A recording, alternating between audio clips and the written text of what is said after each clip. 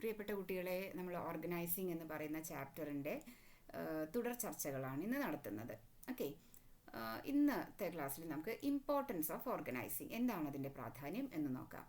Organisation is the framework through which managers get things done through others. നമുക്കറിയാം, management എന്ന് പറയുമ്പോൾ തന്നെ getting things done through others, അത് organising എന്ന് പറയുന്ന ഓർഗനൈസേഷൻ എന്ന് പറയുന്ന ഒരു ഫ്രെയിംവർക്കിലൂടെയാണ് അത് നേടിയെടുക്കുന്നത്.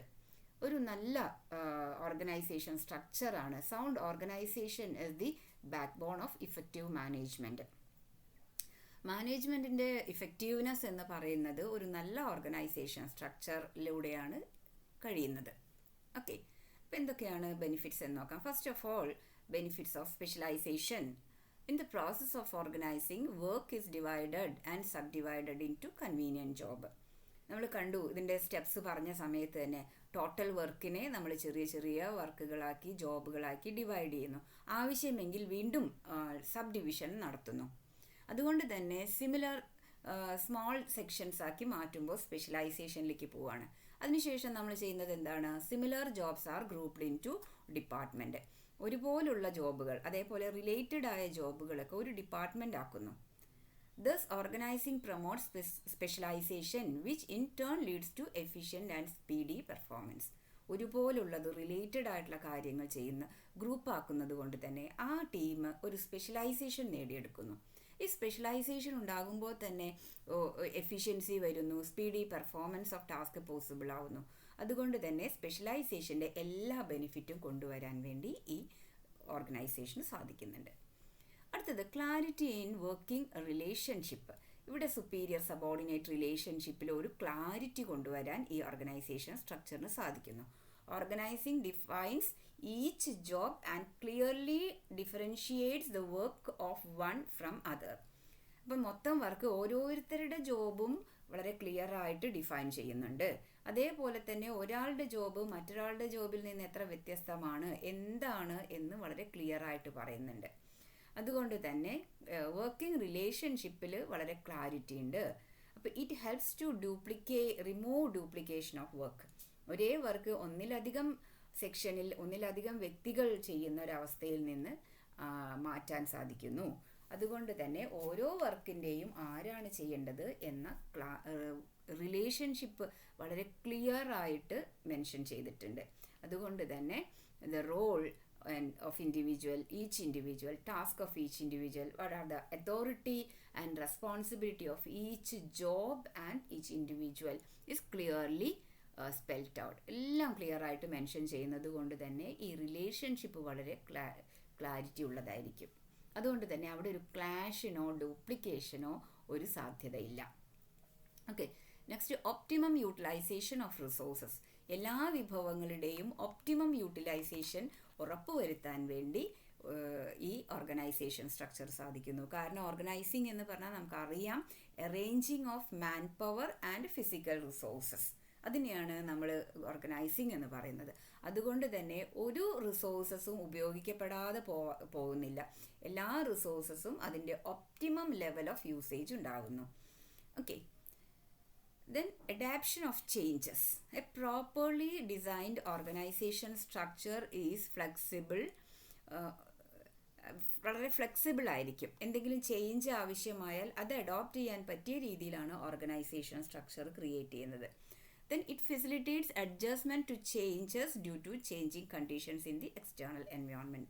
നമുക്കറിയാം, ബിസിനസ്സിൻ്റെ external environment, technology, market etcetera എല്ലാം എപ്പോഴും ചേഞ്ച് ചെയ്തുകൊണ്ടിരിക്കുന്നതാണ്. അപ്പോൾ ഈ ചേഞ്ച് ചെയ്യുന്ന എക്സ്റ്റേണൽ എൻവയോൺമെൻറ്റിലെ ചേഞ്ചസ് അതാത് സമയത്ത് അഡാപ്റ്റ് ചെയ്യാൻ പാകത്തിലാണ് ഓർഗനൈസേഷൻ സ്ട്രക്ചർ ക്രിയേറ്റ് ചെയ്യുന്നത്.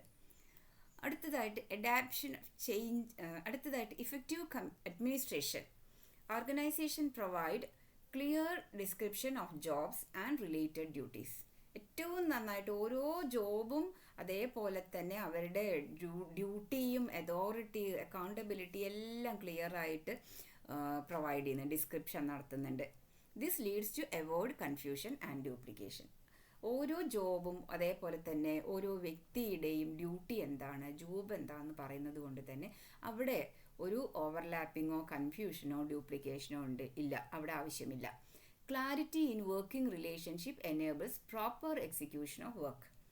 അപ്പോൾ ഇവിടെ വളരെ ക്ലിയർ ആയിട്ട് പറയുന്നത് കൊണ്ട് തന്നെ എല്ലാവരുടെ വർക്കും വളരെ സ്മൂത്തായിട്ട് പോകുന്നു. ഇങ്ങനെ സ്മൂത്തായിട്ട് പോകുമ്പോൾ തന്നെ എഫക്റ്റീവ് അഡ്മിനിസ്ട്രേഷൻ പോസിബിൾ ആണ്. Okay, next is development of personnel. വ്യക്തികളുടെ ഡെവലപ്മെൻറ്റ്, എംപ്ലോയീസിൻ്റെ ഡെവലപ്മെൻറ്റ് വളരെ എളുപ്പത്തിൽ സാധിക്കുന്നു. Organising provides creativity among managers. മാനേജേഴ്സിൻ്റെ ഇടയിൽ എല്ലാ തരത്തിലുള്ള ക്രിയേറ്റിവിറ്റിയും എൻകറേജ് ചെയ്യുന്നുണ്ട്. Through delegation managers can get their work reduced by assigning routine jobs to their subordinate. ഇവിടെ ഓരോ മാനേജറുടെയും ടോട്ടൽ വർക്ക് എന്താണ് എന്ന് പറയുന്നത് കൊണ്ട് അതിൽ റുട്ടീനായിട്ടുള്ള വർക്കുകൾ അവർ സബോർഡിനേറ്റ്സിന് അസൈൻ ചെയ്ത് കൊടുക്കാൻ സാധിക്കുന്നുണ്ട്. അപ്പോൾ സബോർഡിനേറ്റ്സിന് അസൈൻ ചെയ്ത് കൊടുത്തു കഴിഞ്ഞാൽ കമ്പാരിറ്റീവ്ലി എളുപ്പത്തിൽ മാനേജ് ചെയ്ത് കൊണ്ടുപോകാൻ സാധിക്കും. By doing so subordinate get an opportunity to develop. ഇപ്പോൾ ഓരോ പ്രാവശ്യവും ജോബ് അന്വേഷിച്ച് എന്താണ് എന്ന് പറയേണ്ടി വരുന്നില്ല. ക്ലിയർ ആയിട്ട് സബോർഡിനേറ്റ്സിൻ്റെ ജോബ് എന്താണ് എന്ന് ക്ലിയർ ആയിട്ട് മെൻഷൻ ചെയ്ത് കൊടുക്കുന്നത് കൊണ്ട് തന്നെ സബോർഡിനേറ്റ്സിനും ഒരു ഡെവലപ്പ് ചെയ്യാനുള്ള ഒരു ഓപ്പർച്യൂണിറ്റി വരുന്നുണ്ട്.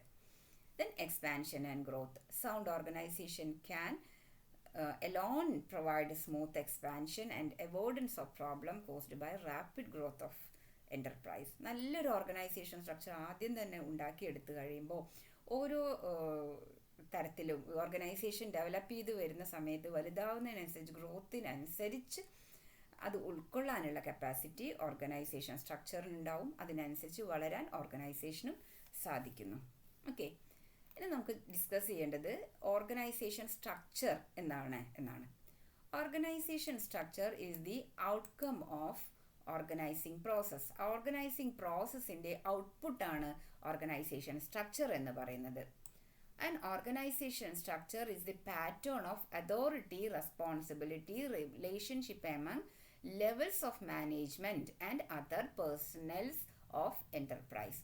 ഒരു സ്ഥാപനത്തിലുള്ള വിവിധ വ്യക്തികൾ അല്ലെങ്കിൽ വിവിധ ഇൻഡിവിജ്വൽസ് അല്ലെങ്കിൽ വിവിധ പേഴ്സണൽ തമ്മിലുള്ള അതോറിറ്റി, റെസ്പോൺസിബിലിറ്റി, റിലേഷൻഷിപ്പ്. ഓരോ ജോബും ആരുടെയൊക്കെ അധികാരമാണ്, ആരുടെയൊക്കെ ഉത്തരവാദിത്വമാണ് എന്ന ലെവൽസ് ഓഫ്, അതായത് നമ്മൾ പറഞ്ഞ ഹൈറാർക്കി ഓഫ് മാനേജ്മെൻ്റ് ഉണ്ടല്ലോ, top level, middle level, lower level, ഇങ്ങനെ.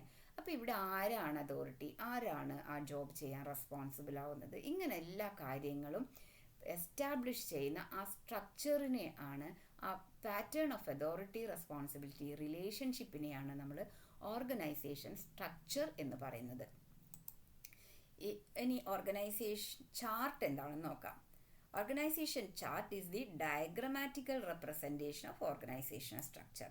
ഓർഗനൈസേഷൻ സ്ട്രക്ചർ നമ്മൾ പറഞ്ഞു അതോറിറ്റി, റെസ്പോൺസിബിലിറ്റി, റിലേഷൻഷിപ്പ് അല്ലെങ്കിൽ ആ പാറ്റേൺ ആണ്. ആ പാറ്റേണിനെ നമ്മളൊരു ഡയഗ്രമാറ്റിക് റെപ്രസെൻറ്റേഷൻ കൊടുക്കുകയാണെങ്കിൽ അതിനെ നമ്മൾ ഓർഗനൈസേഷൻ ചാർട്ട് എന്ന് പറയും. ഓക്കെ, നമുക്ക് പ്രധാനമായിട്ടും ഓർഗനൈസേഷൻ സ്ട്രക്ചർ രണ്ട് തരത്തിലാണ് ഉള്ളത്. Organisation structure of relationship between various positions of the enterprise are mainly categorized into two: functional structure and divisional structure.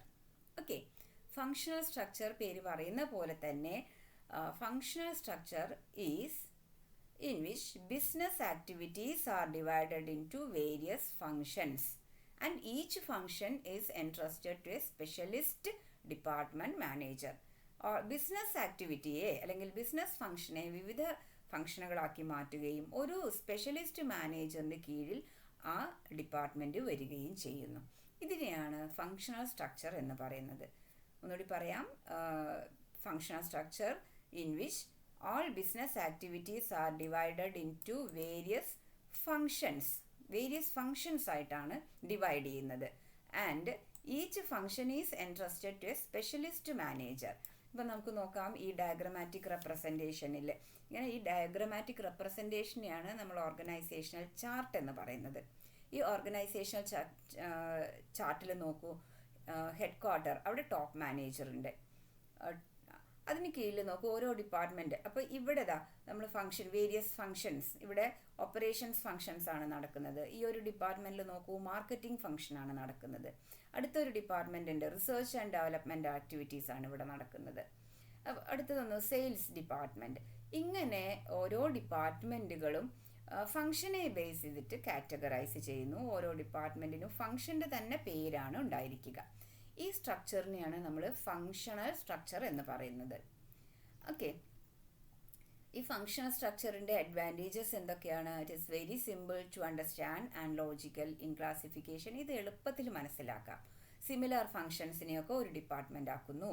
അത് നമ്മൾ ആദ്യം തന്നെ പറഞ്ഞിട്ടുണ്ട് ഡിപ്പാർട്ട്മെൻറ്റേഷനിൽ തന്നെ. അപ്പോൾ പർച്ചേസ് ഫംഗ്ഷൻ മുഴുവൻ purchase department, financing function financing department, marketing related activities ഒക്കെ marketing ഡിപ്പാർട്ട്മെൻറ്റിൽ വരുന്നു.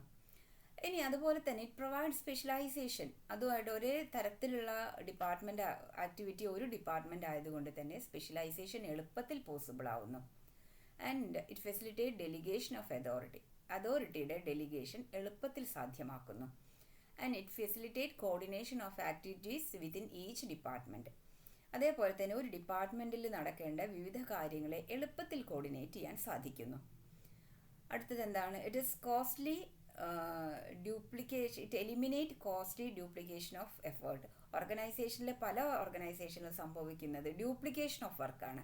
അത് എളുപ്പത്തിൽ മാറ്റാൻ വേണ്ടി കോസ്റ്റ്ലി ആക്ടിവിറ്റീസിൻ്റെ എങ്കിലും ഡ്യൂപ്ലിക്കേഷൻ നമുക്ക് ഒഴിവാക്കാൻ വളരെ എളുപ്പത്തിൽ സാധിക്കുന്നു. എന്നാൽ ഇത്തരം ഓർഗനൈസേഷൻ, അതായത് ഫങ്ഷണൽ ഓർഗനൈസേഷൻ സ്ട്രക്ചറിന് കുറച്ച് പോരായ്മകളുണ്ട്. എന്താണെന്ന് നോക്കാം.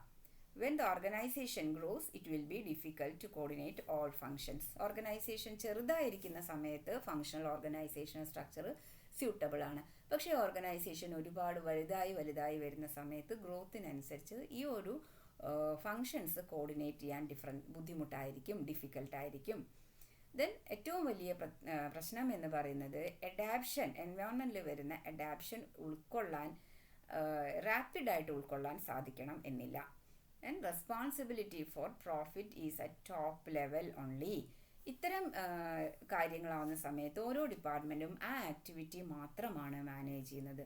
അതുകൊണ്ട് തന്നെ പ്രോഫിറ്റബിലിറ്റിയെ പറ്റിയുള്ള റെസ്പോൺസിബിലിറ്റി ടോപ്പ് ലെവൽ മാനേജ്മെൻറ്റിന് മാത്രമായിരിക്കും. Okay, a conflict of interest may arise when interest of departments are not compatible ആയിട്ടുള്ള ഇൻട്രസ്റ്റ് അല്ല ഓരോ ഡിപ്പാർട്ട്മെൻറ്റിനും സ്വന്തം നിലയിലുള്ള താല്പര്യങ്ങൾ വരിക. അത് മറ്റൊരു ഡിപ്പാർട്ട്മെൻറ്റിൻ്റെ താല്പര്യവുമായി യോജിച്ചു പോവാതെ വരുമ്പോൾ അവിടെ ഒരു കോൺഫ്ലിക്റ്റിന് സാധിക്കുന്നുണ്ട്. ഒരു ഉദാഹരണം പറയാം. പ്രൊഡക്ഷൻ ഡിപ്പാർട്ട്മെൻറ്റിന് മാക്സിമം ഔട്ട്പുട്ട് ഉണ്ടാക്കണം എന്ന് പറയുന്ന ഒരു ഒബ്ജക്റ്റീവായിരിക്കും. അതേസമയം മാർക്കറ്റിംഗ് ഡിപ്പാർട്ട്മെൻറ്റിന് ഇപ്പോൾ മാർക്കറ്റ് അനുകൂലമല്ലാത്തത് കൊണ്ട് മാക്സിമം ഔട്ട്പുട്ട് എന്ന് പറയുന്നതിനോട് യോജിക്കാൻ സാധിക്കാതെ വന്നേക്കാം. ഇങ്ങനത്തെ സമയത്ത്, അതായത് പ്രൊഡക്ഷൻ ഡിപ്പാർട്ട്മെൻറ്റിൻ്റെ ഇൻട്രസ്റ്റും മാർക്കറ്റിംഗ് ഡിപ്പാർട്ട്മെൻറ്റിൻ്റെ ഇൻട്രസ്റ്റും ഒരു കോൺഫ്ലിക്റ്റിനുള്ള ഒരു സാധ്യതയുണ്ട്. അടുത്തതായി limit the development of general മാനേജേഴ്സിൻ്റെ ഡെവലപ്മെൻറ്റിന് ഒരു ലിമിറ്റേഷൻ കൊണ്ടുവരുന്നുണ്ട് ഈ ഒരു പ്ലാൻ എന്ന് പറയുന്നത്.